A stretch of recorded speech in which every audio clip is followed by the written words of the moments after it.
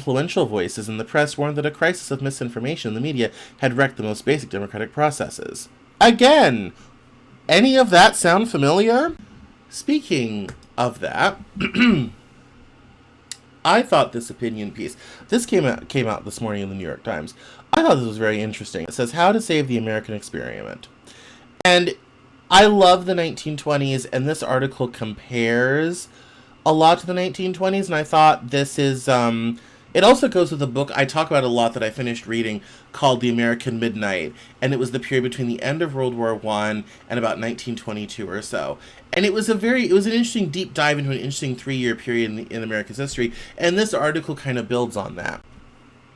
We'll start reading here.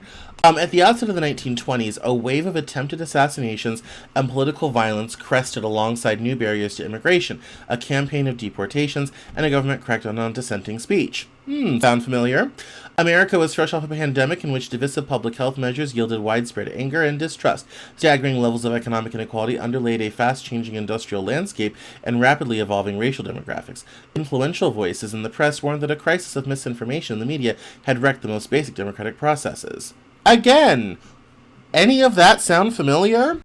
Even presidential elections eerily converge. In 1920, national frustration over an infirm and aging president helped sweep the Democratic Party out of the White House in favor of a Republican candidate, offering the nostalgic promise of returning America to greatness, or at least to normalcy. A faltering President Woodrow Wilson gave way to Warren Harding and one-party control over all 3 branches of the federal government. Yet what is striking about the 1920s is that, unlike the German interwar crisis, America's dangerous decade led not to fascism and the end of democracy, but to the New Deal and the Civil Rights era. Across the sequence of emergencies that followed, the Great Depression, eventually World War II, the United States ushered in an era of working-class political empowerment and prosperity. The nation ended Jim Crow in the South and established free speech with court-backed protections for the first time in its history.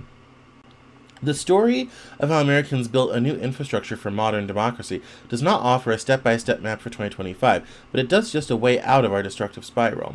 A century ago, in the forgotten history of a decade just barely out of living memory, we found pathways to a better place.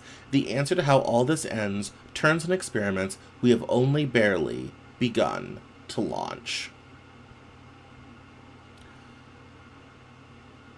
This is the type of article that I knew about some of this stuff, but I didn't know it.